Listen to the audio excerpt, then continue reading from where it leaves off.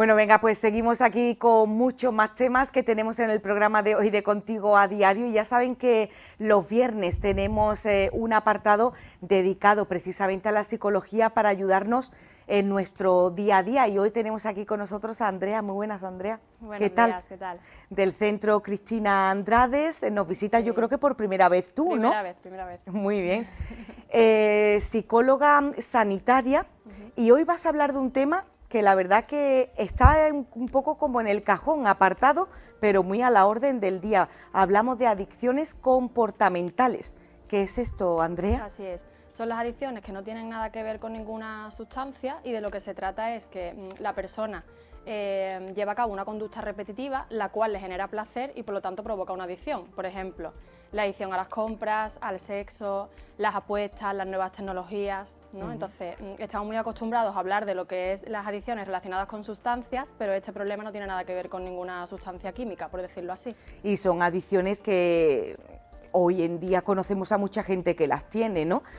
Por ejemplo, a las compras, a las nuevas tecnologías ya ni digamos, porque cada vez pasamos más horas o dedicamos más horas del día a ese tipo de circunstancias, ¿no?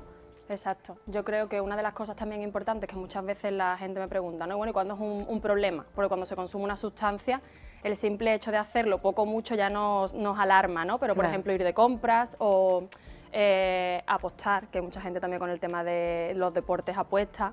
Entonces yo siempre identifico o explico que se vuelven un problema cuando se prioriza el tiempo en hacer esa conducta. Es decir, la persona se olvida de hacer otras cosas como compartir tiempo con la familia, con los amigos, incluso hay muchas veces repercusiones en el trabajo. Entonces yo creo que la clave para identificar que hay un problema es que todo el tiempo que tiene esa persona va priorizado a esa conducta. Claro, ahí ya nos tenemos que alarmar un poquito y decir, oye, aquí algo está pasando. Exacto.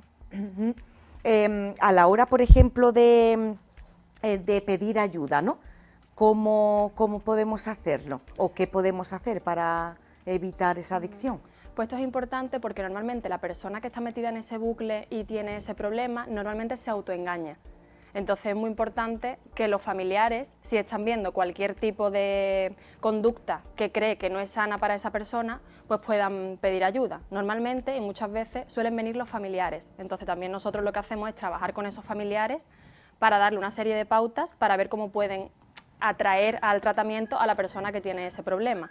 Claro. E incluso también trabajar con ellos cómo gestionar el trato con esa persona, porque en el momento que en una familia o hay una persona con ese problema, todos nos volcamos, ¿no? Entonces hay que gestionar la frustración de esa persona, todo se vuelve a estar atento a esa persona, a qué hora llega, no llega, qué hace, el dinero que gasta. Entonces también es muy importante trabajar eso con el familiar y normalmente, y en la mayoría de las veces, son a través de ellos cómo atraemos a la persona con el problema. Eso te iba a decir, bueno, los familiares lo detectamos rápido, pero la persona que tenga esa adicción menos. Siempre se dice que para ayudar a alguien, esa persona tiene que darse cuenta primero que tiene un problema y a raíz de ahí trabajar.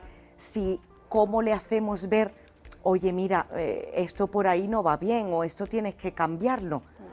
Es cierto que muy poquitas veces llega una persona con un problema de adicción por propia voluntad a consulta y es a través de los familiares, normalmente por presión. Es decir, si es una pareja, pues oye, o le da un ultimátum, ¿no? O los padres o la familia, normalmente por presión. Lo que ocurre es que en muchas ocasiones, dada esa presión, llegan a consulta y a través de la consulta van identificando cosas y a partir de ahí es cuando ellos dicen, pues yo quiero salir de esto. Hay veces que no, pero muchas veces sí. Pero es raro que la persona con el problema sea el que dé el paso, porque se autoengaña, es como esto es normal, yo no tengo ningún tipo de problema. Y en estas adicciones en concreto más, porque como son conductas que podemos practicar todos, lo que pasa es que claro, en el momento que hay una adicción ya no hay control. Claro. Digamos que estas son adicciones muy nuevas también, ¿no? O siempre han existido. Por ejemplo, compras, tecnología o eso, ahora vemos más a los jóvenes o no tiene edad, o sea, da igual el rango de edad. Yo creo que siempre han existido, lo que pasa es que claro, son cosas que van apareciendo, ¿no? Y que al final las personas, por ejemplo los niños o los adolescentes, cada vez tienen un acceso anticipado a todo este tipo de cosas, ¿no? A comprar o a tener un móvil, entonces claro, es como algo en auge que antes no se veía tanto y ahora se ve un poquito más. Porque antes a lo mejor, yo digo, el ocio era a lo mejor beber y socializar, ¿no? Era como lo que había o lo que estaba todo mucho más limitado, ahora todo eso se amplía, entonces es como algo nuevo, ¿no? O se ve más. Sí, sí, sí. Pues nada, para pedir ayuda lo importante también acudir a los profesionales. Exacto. Siempre lo decimos aquí, por mucho que nosotros queramos ayudarnos a nosotros mismos, ayudar a un familiar, lo importante es acudir a profesionales como vosotros, que supongo que le daréis también unas pautas, ¿no? ¿Cómo enfocáis las sesiones con personas con este tipo de adicciones? Pues normalmente es identificar y trabajar la conciencia de enfermedad, ¿no? Hablo de enfermedad porque bueno, yo bajo mi forma de trabajar considero que una adicción es una enfermedad crónica, es para toda la vida. La persona se rehabilita, no se cura. Entonces el primer paso es trabajar la conciencia de lo que es una adicción, porque claro, ellos la padecen pero no son conscientes o no saben, hay mucho desconocimiento todavía sobre esto. Entonces el primer paso es trabajar la conciencia de lo que le está pasando y luego unas pautas muy conductuales, esa es la base. Luego es verdad que profundizamos a algo más emocional y a ver por qué la persona ha llegado a eso o qué etapa con esa conducta. Eso me parece muy interesante, Andrea, porque para llegar a tener este tipo de adicciones tenemos que traer arrastrado algo o no. ¿Influyen cosas? A ver, no tiene... Perdón. Perdona tú. Hay muchos casos y a mí no me gusta generalizar porque al final es un tratamiento individualizado y cada persona tiene su dificultad. Pero bajo mi forma de verlo y tras ver a pacientes y demás, al final la adicción, sea a través de una sustancia o a través de una conducta, bajo mi punto de vista creo que tapa serias carencias, la persona no sabe tolerar la frustración, gestionar ciertas circunstancias, son personas muy evitativas. Claro.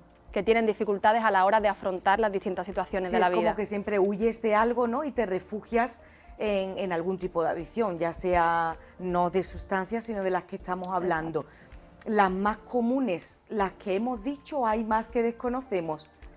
Por ejemplo, tecnología, compras, hemos mencionado esas, pero hay otras. Es que al final cualquier cosa, que esto es lo que hablábamos, no hay mucho desconocimiento, cualquier cosa puede generar adicción, incluso por ejemplo hacer deporte o ir al gimnasio, que lo vemos muy sano, pero hay personas que a lo mejor priorizan muchas veces el hacer deporte de una manera excesiva y como estábamos hablando antes, olvidan otras áreas de su vida. Al final la historia es que cualquier cosa que nos provoque adicción, lo que se genera en el cerebro es que hay un exceso de dopamina. La dopamina es un neurotransmisor que lo que genera es placer. Entonces, ¿qué pasa? Que de manera natural nuestro cerebro la segrega cuando comemos, cuando dormimos, cuando bebemos agua, pero claro, la cantidad es más pequeñita que la cantidad que obtenemos haciendo algo externo, ya sea una conducta o una sustancia, ¿vale? Si yo consumo algo o hago alguna conducta, como por ejemplo ir de compras, la cantidad de dopamina es muy grande porque me genera placer. ¿Vale? Entonces, cuando yo no tengo un buen uso de eso o no sé gestionarlo, el cerebro lo pide, porque de manera natural no lo segregamos. Entonces nos está pidiendo esa cosa externa. Muy bien, pues me parece súper interesante, la verdad. A ver si nos controlamos un poco, ¿no? Siempre se dice que en el sentido común al final está la clave, ¿no? Si vemos que algo lo hacemos muy a menudo y estamos obviando otras partes de nuestra vida importantísimas, pues al final tenemos que detectar rápidamente que eso no es normal, está suponiendo un problema para hacer la vida con normalidad, aunque la normalidad es relativa, pero bueno. Muchas gracias, Andrea, por venir aquí. A vosotros. Te esperamos en otra ocasión, ¿no? Muchas gracias, claro. Gracias.